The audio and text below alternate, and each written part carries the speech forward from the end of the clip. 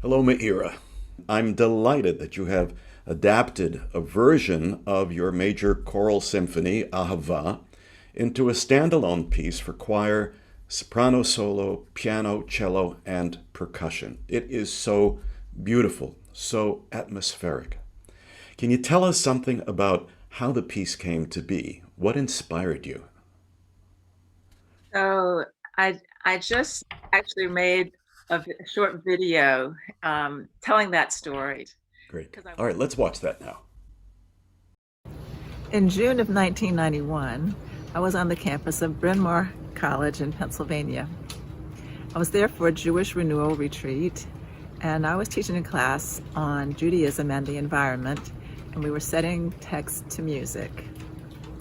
So one day early in the week, I was out davening my afternoon prayers, the mincha service, and I found a meadow, a beautiful meadow, place overlooking a meadow. And when I finished my prayers, I turned around, and behind me was this magnificent beech tree. And I was really drawn to the beech tree. So I went over, kind of wrapped my arms around her. It's the kind of so big that it would take three of me to wrap completely around the trunk. And I was just felt so good to be with this beech tree. And I looked up, and somehow a question emerged. Do you have a song for me? And pretty soon I heard this sound. Ahava, Ahava, Ahava,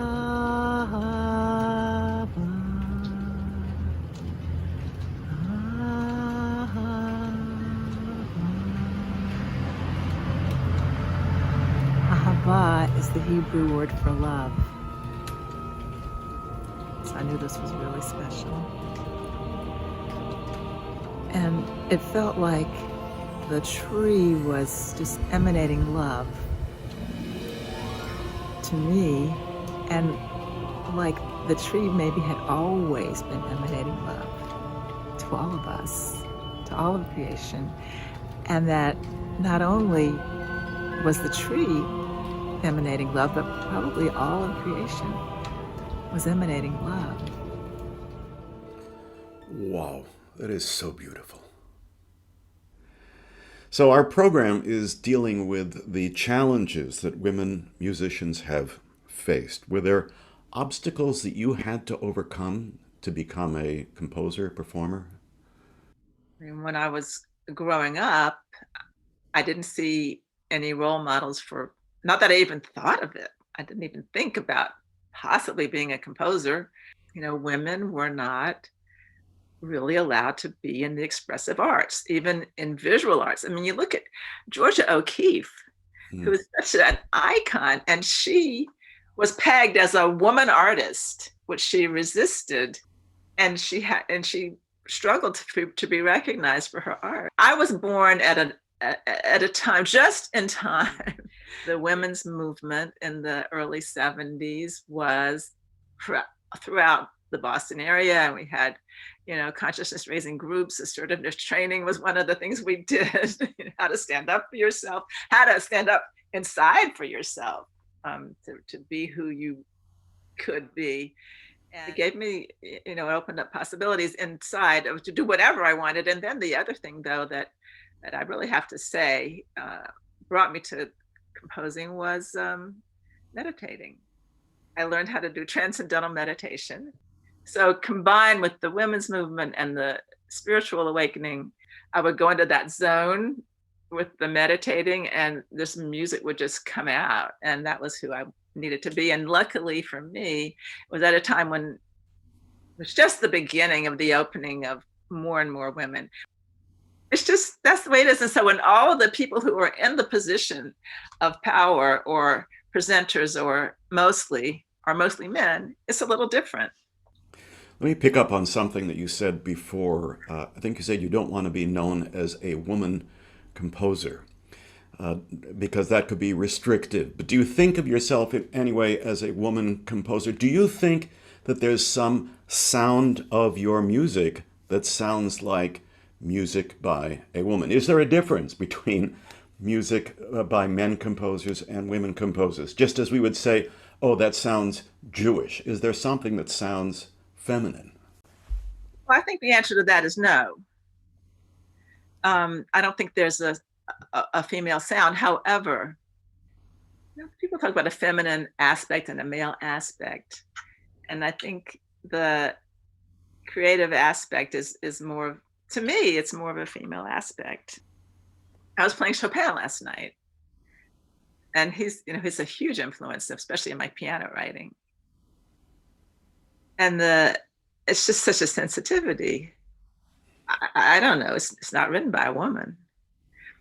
However, there may be something, and I think I hate to say a stereotype because I don't think it's true, but there's something about the Mother Earth. We talk about Mother Earth, and La Tierra in Spanish is a female. Adama in Hebrew is feminine. Yeah. Okay, so there's something, so much of my work is inspired by the earth. So there may be something with that I just feel such a grounding connection. And then there's the fertility aspect and the womb aspect, that I think there may be something in there that I as a woman connect with differently. So that's beyond the sensitivity part. It's more the physical experience of having a physical body and what that does to the way we perceive and what we want to communicate. What about you as a Jewish composer?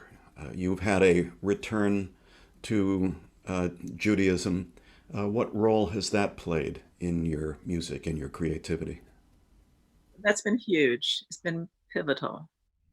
I was like a schizophrenic composer. I had some pieces that were like in the minor mode that were like my Jewish pieces. And I wanted something that combined everything.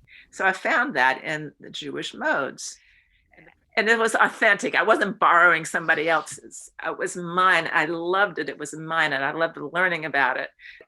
So it just fundamentally, it influenced my language. And it gave me a way to be as expressive as I needed to.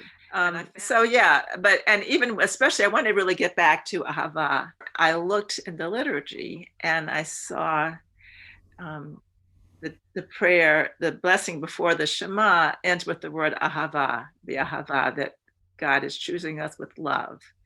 And then we sing, or then comes the declaration of faith, of unity, that there is one God, and that's our God, Shema. And right after that, V'ahavta, and you shall love this God. You shall love your God. And it's like your love, your God is love. The second paragraph after the Shema, which starts with, again, with, and you shall love, and teach to your children, beware lest you go astray and fall and bow to alien gods. And you lose everything. You lose who you are. You lose your land. You are banished from the earth. So don't do that. Don't go there. This is a warning, which we're living. But don't go there. Come back. Come back to this heart. Place these words upon your heart and teach them diligently unto your children. Bind them on your hand. Place them between your eyes. Speak of them at home or on the way, wherever you go, whatever door you go through. Ahava, just remember, love, just love, love, love. And this is the thing that just sends me, so that you may live, you and your children, on the land which God gave to your ancestors, for as long as the heavens are over the earth. And I just tear up because we've inherited this beautiful earth. So the reason I love going back to the Jewish tradition is there's always a hope. Because we have no other choice. If we don't have hope, we might as well not continue. And we're going to continue because we're always choosing life. That's what we're told to do. Choose life, choose life. And so with my music, I'm always thinking of that. I could go on and on about the earth. Anything else you'd like to add, Meira? I just want to thank you and Zamir and for honoring me with this performance and sharing this passion for the Jewish tradition, the Jewish musical tradition, and what it has to teach us, not only as Jews, but as the whole of humanity. What can our tradition bring to the world? And for me, I feel like it's a calling. And I feel like you share the calling of bringing beauty and meaning to the world through music. Well, thank you, Meira. It's been delightful talking to you, and I thank you for your time and especially for your music. Thank you, Josh.